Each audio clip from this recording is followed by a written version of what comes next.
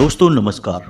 मिथुन राशि वाले मेरे मित्रों, आप सभी का आज के इस अद्भुत और बेहद ही ज्ञानवर्धक कार्यक्रम में बहुत बहुत स्वागत है। हृदय से अभिनंदन है।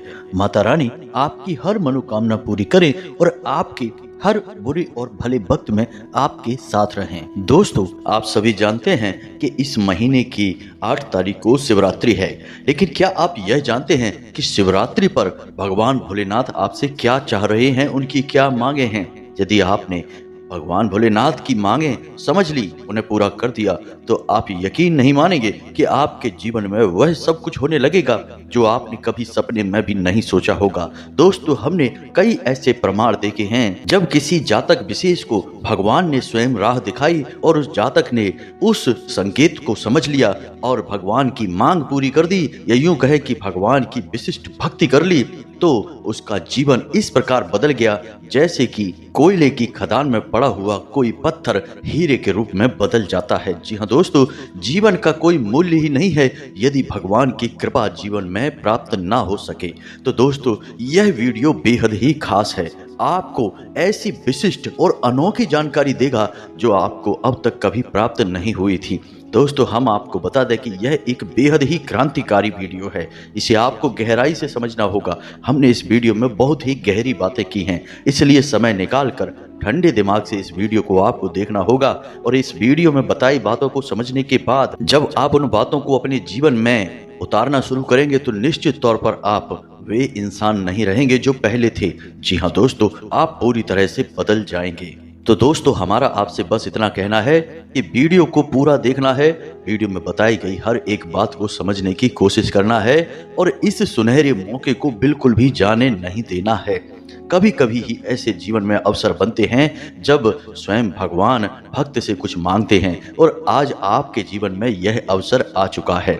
हम आपको बता दें कि शिवरात्रि के पहले पहले आपको इन कुछ बातों को मानना होगा, अपने जीवन में उतारना होगा, और कुछ जरूरी विशेष कार्य हैं जो आपको करने होंगे।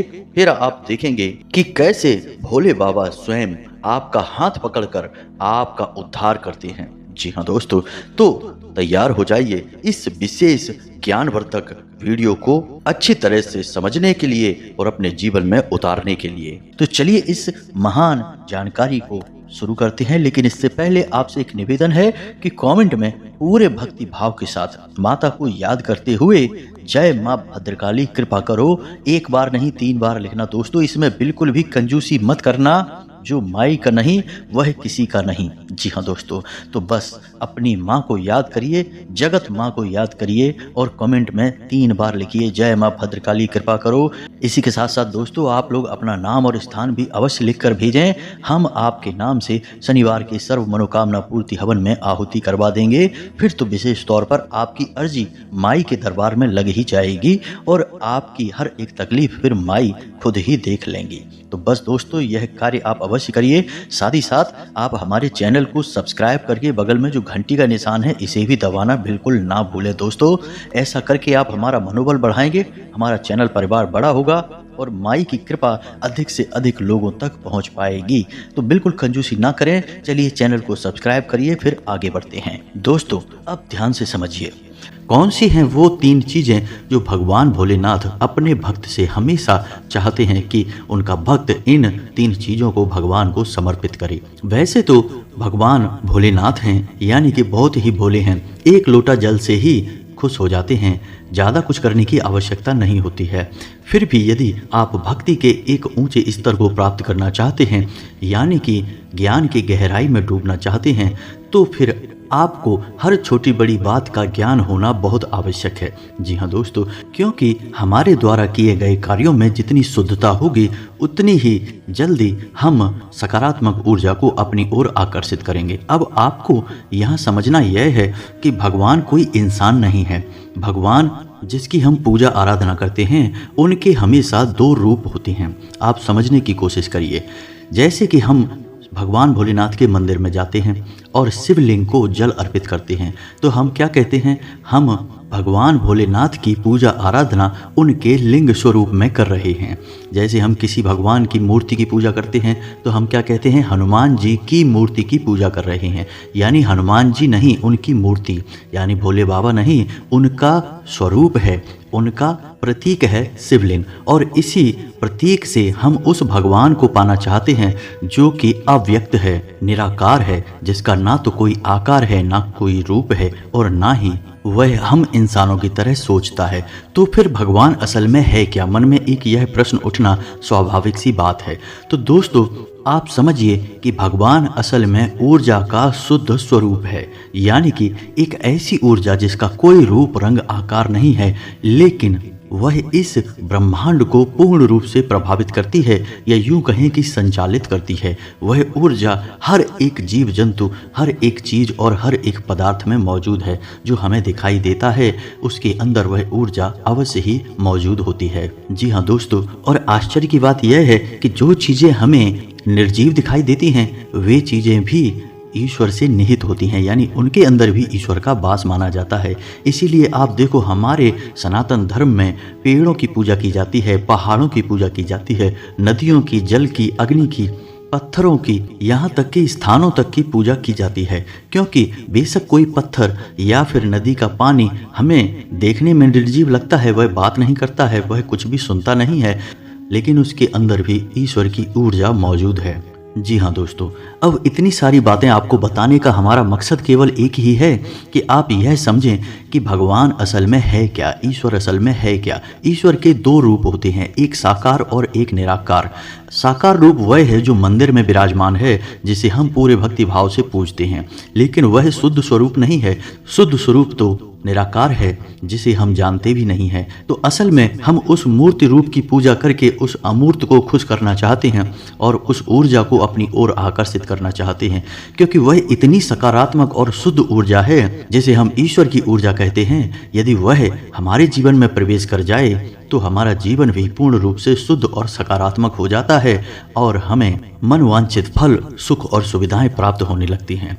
तो दोस्तों, अब आप यहाँ पर यह बात समझ चुके हैं कि भगवान या ईश्वर असल में ऊर्जा का शुद्ध स्वरूप है। और जब आप भक्ति करके ईश्वर को खुश करने की बात करते हैं तो असल में आप उस ऊर्जा को अपनी ओर आकर्षित करना चाहते हैं।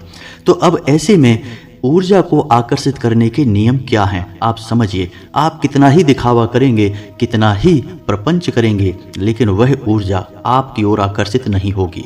कारण इसका यह है कि जब तक आपके अंदर तक, यानी आपके मन मस्तिष्क तक, आपकी आत्मा तक शुद्धता नहीं होगी, सकारात्मकता नहीं होगी, तब तक वह सकारात्मक ऊर्जा आपकी ओर आकर्षित नहीं होगी। इसीलिए दोस्तों कहा जाता है कि भगवान तो अंतर्यामी हैं, मन की बातों को भी समझ लेते हैं, उनसे कुछ कहने सुनने की आवश्यकता नहीं है। जी हाँ दोस्तों, तो हम आपको जो बताना चाह रहे हैं वह असल में मन की बातें हैं, यानी कि वह जो ऊर्जा है, जो शुद्ध स्वरूप है ईश्वर का, परमात्मा का, वह आपकी ओर आकर्षित कब होगा, वह ऊर्जा आपकी ओर आकर्षित कैसे होगी, यह आपको जानना बहुत आवश्यक है।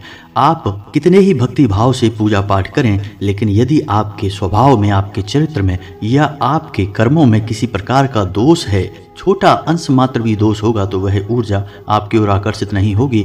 और हम क्या कहते हैं कि भगवान की खूब भक्ति की हमने, सच्चे मन से भक्ति की हमने, फिर भी भगवान हमसे खुश नहीं हुए।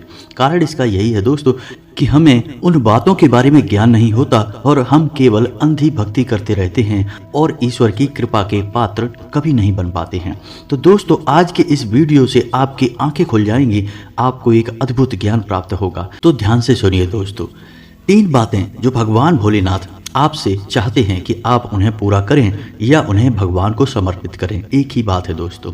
वे 3 बातें कौन सी हैं? पहला यम, दूसरा नियम, तीसरा संयम। जी हाँ दोस्तों, अब ये 3 चीजें क्या है? हो सकता है नियम और संयम से आपको कुछ समझ में आ भी गया हो, लेकिन यह यम क्या है? दोस्तों, हमारे शास्त्रों में यम का मतलब होता है संकल्प, तप यानी तपस्या। जी हाँ दोस्तों, तो भगवान चाहते हैं कि आप जब उनकी भक्ति में जाएं, यानी आप सच्चे मन से उनकी पूजा आराधना करें, उस समय आप किसी न किसी प्रकार का तप अवश्य करें। अब यह तप कैसे कर सकते हैं आप? तप का मतलब होता है कि आप किसी एक ऐसी चीज का त्याग करें जिससे आपको बहुत अधिक लगाव है। जी हाँ दोस्तों, कहने का मतलब यह हुआ कि आप अपनी एक ऐसी बुरी आदत को चुनें जो लगता है कि आपकी बहुत बुरी आदत है, आपको भी पता है इसके बारे में, लेकिन आप उससे दूर नहीं रह पा रहे हैं। जैसे कि आपको किसी प्रकार की नशा करने की आदत है, सिगरेट वगैरह, या फिर आप तंबाकू वगैरह खाते हैं, तो उसका त्याग करें। दोस्तों, यह वीडियो बहुत ही स्पष्ट है और हो सकता है कि इस वीडियो में बताई कुछ बातें आपको थोड़ी कठोर लगें। तो हो सकता है कि आपको थोड़ा सा झूठ बोलने की आदत हो, तो आप उसे त्यागें। जी हाँ दोस्तों, यही तप है। तप का मतलब यह नहीं कि आप जंगल में चले गए और एकांत में बैठ के भगवान का नाम ले रहे हैं। यह भी तप का एक रूप है, लेकिन आप गृहस्थ जीवन में रहकर, संसार के बीच रहकर भी तप कर सकते हैं। तो आप अपनी एक ऐसी इच्छा का त्याग करिए जो आपको लगती है कि गलत है, लेकिन आप उसके बिना रह नहीं पा रहे हैं। यदि आप इस इच्छा का त्याग कर देंगे तो यह एक तप की श्रेणी में आ जाता है। जी हाँ दोस्तों, तो आपको यम का पालन करना है। अब बात करते हैं नियम। तो दोस्तों, हमारे शास्त्रों में नियम को हमारे शुद्धता से जोड़ा गया है, यानी हमारे रोज के क्रियाकलापों से जोड़ा गया है। जैसे कि आपको ब्रह्म मुहूर्त में जागना है, ईश्वर का नाम लेना है, समय से स्नान आदि करना है, सूर्य को अर्घ्य देना है, और जो भी जीवन को शुद्ध रूप में जीने के विधि विधान हैं उन्हें आपको पूर्ण करना है। इसे ही नियम की पूर्ति कहते हैं।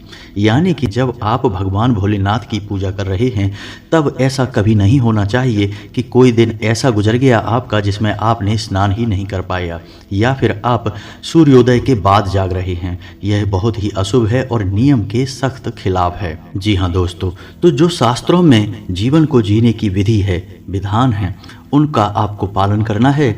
और अधिकतर विधि विधान जो हैं जीवन को जीने के, वे हमारी शुद्धता से जुड़े हुए हैं। जब हम शुद्ध होते हैं तो हम ईश्वर की पूजा आराधना करने के योग्य बनते हैं, और तभी वह शुद्ध ऊर्जा स्वरूप ईश्वर हमारे जीवन में प्रवेश कर पाते हैं। जी हाँ दोस्तों, इसीलिए आपने यह बात तो सुनी ही होगी कि प्राचीन काल में हमारे ऋषि मुनि थे, वे ब्रह्म मुहूर्त में जाग जाते थे, स्नान आदि करके ईश्वर की आराधना में लीन रहते थे और शुद्धता के संपूर्ण नियमों का पालन करते थे।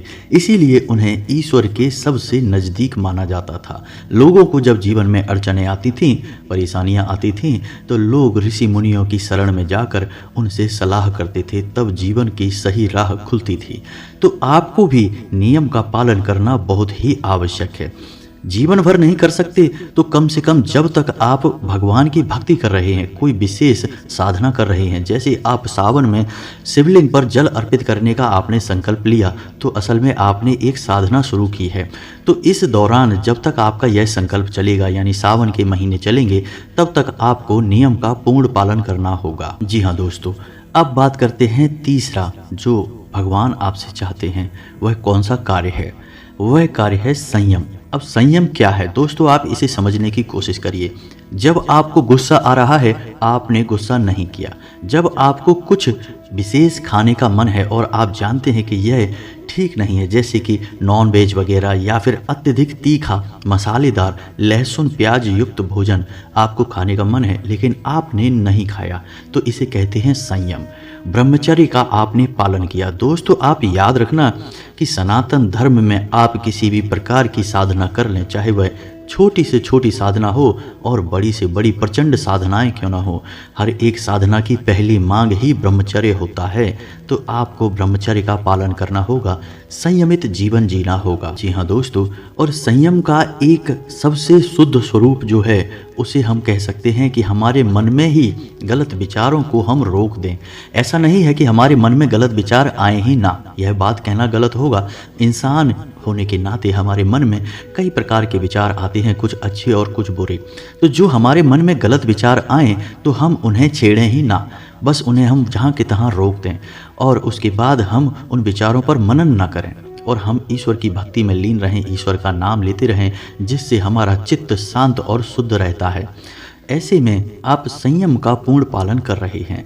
तो जब आप संयम का पूर्ण पालन करेंगे तो आपका चित्त शांत और शुद्ध रहेगा और सकारात्मक ऊर्जा बढ़ने लगेगी आपके मन में, आपके आसपास के वातावरण में।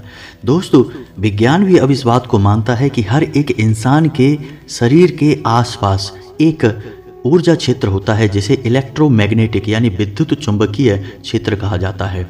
और हमारा अध्यात्म इसे बहुत पहले से मानता चला आ रहा है कि इंसान के शरीर के आसपास ऊर्जा का एक क्षेत्र होता है। तो जब इंसान की विचारधारा किसी प्रकार से अशुद्ध हो जाती है, सही नहीं होती है, तो यह ऊर्जा क्षेत्र भी प्रदूषित हो जाता है और सिकुड़ कर छोटा हो जाता है। ऐसे में इंसान का जीवन बड़ा कठिन हो जाता है। उसे जीवन में तमाम छोटी बड़ी परेशानियां घेरे रखती हैं और उसके विचार हमेशा नकारात्मक ही रहते हैं। जी हाँ दोस्तों, और जब इंसान यम, नियम और संयम का पूर्ण पालन करता है, ईश्वर का नाम लेता है, तो वह अपने इस ऊर्जा के क्षेत्र को बहुत शुद्ध कर लेता है। और जैसे जैसे यह ऊर्जा का क्षेत्र शुद्ध होता जाएगा, यह बड़ा होता चला जाएगा। जी हाँ दोस्तों, और ईश्वर की उस शुद्ध सकारात्मक सर्वोपरि ऊर्जा को अपनी ओर आकर्षित करने लगेगा। तभी हम कहते हैं कि भगवान का आशीर्वाद प्राप्त होने लगा है, किस्मत खुलने लगी है, भाग्य साथ देने लगा है। अब हर काम को करें उसमें सफलता प्राप्त हो जाती है, मिट्टी को भी छू लें तो सोना बन जाता है। जी हाँ दोस्तों, यह सब तभी संभव है जब हम अपने जीवन में और अपने स्वयं के ऊपर कार्य करें। तब केवल भगवान का नाम ले लेने से, एक बार मंदिर हो आने से और महंगी महंगी चीज़ें भगवान को अर्पित कर देने से भगवान खुश नहीं हो जाते। याद रखें, भगवान कोई इंसान नहीं है जिन्हें हम खुश कर सकते हैं। हमारी इतनी ताकत कहाँ, यानी इंसान की इतनी शक्ति कहाँ कि वह भगवान को खुश कर दे या भगवान को दुखी कर दे। यह तो बिल्कुल वैसा ही होगा दोस्तों कि कोई आपसे कह रहा है कि एक दीपक जलाइए और सूरज को रोशन कर देंगे, और दीपक बुझ गया तो सूरज भी बुझ जाएगा। क्या ऐसा संभव है? जी नहीं दोस्तों। तो भगवान बहुत बड़ी चीज़ है, बहुत विशाल है, हमारी सोच से बाहर की एक महाशक्ति है। हम इनके बारे में कभी समझ नहीं सकते हैं, लेकिन हमारे शास्त्र जो कहते हैं उनके अनुसार हम कुछ कुछ भगवान का अनुमान तो लगा ही सकते हैं। तो दोस्तों, आज के इस वीडियो में हमने आपको जो जानकारी दी है, उस जानकारी का यदि आप अपने जीवन में उपयोग करते हैं तो आपका जीवन पूर्ण रूप से बदल जाएगा, इस बात की हम गारंटी देते हैं। लेकिन जाते जाते दोस्तों, आपको एक बात अवश्य कहना चाहेंगे कि चमत्कार रातों रात नहीं होते हैं। आप यदि अपने जीवन में यह उम्मीद लगाकर बैठे हैं कि आज आप कुछ करेंगे और कल से आपका जीवन बदल जाएगा, तो यह संभव नहीं है दोस्तों। रातों रात कुछ भी नहीं होता है, समय अवश्य लगता ही है। जी हाँ दोस्तों, आप किसी भी पौधे की कितनी ही सेवा कर लें, कितना ही अच्छा खाद बीज डाल दें, वह पौधा तुरंत बड़ा होकर फल नहीं देने लगेगा। प्रकृति के द्वारा तय किए गए सिद्धांतों को पूर्ण करते हुए वह अपना पूरा समय लेगा, तभी वह फलित होगा। तो आपके द्वारा किए गए क्रियाकलाप भी तभी फलित होते हैं जब आप नियमित तौर पर उन्हें लंबे समय तक करते हैं। अब आप इन सब बातों को अपने जीवन में जब अपनाएंगे तो कुछ ही दिनों में, यानी कि 10 दिन लग सकते हैं, 1 महीना लग सकता है, 2 महीना लग सकता है, लेकिन बदलाव आएगा, इस बात की गारंटी है। जी हाँ दोस्तों, तो उम्मीद है कि आपको हमारे द्वारा बताई गई बातें समझ में आ गई होंगी। यदि आपके मन में इन बातों को लेकर किसी प्रकार का कोई प्रश्न है तो आप हमसे कमेंट करके बेफिक्र होकर पूछें। हम आपकी हर एक बात को पढ़ते हैं और उचित प्रश्नों के जवाब देने की भी कोशिश करते हैं। इसी के साथ आज का वीडियो समाप्त करते हैं। कमेंट में पूरे भक्तिभाव के साथ जय माँ भद्रकाली, कृपा करो, ओम नमः शिवाय, कृपा करो भोलेनाथ अवश्य लिखें। भोलेनाथ की, माँ भद्रकाली की आपके ऊपर पूरी कृपा होगी। मिलते हैं अगले ज्ञानवर्धक वीडियो में, तब तक के लिए धन्यवाद। जय माता की।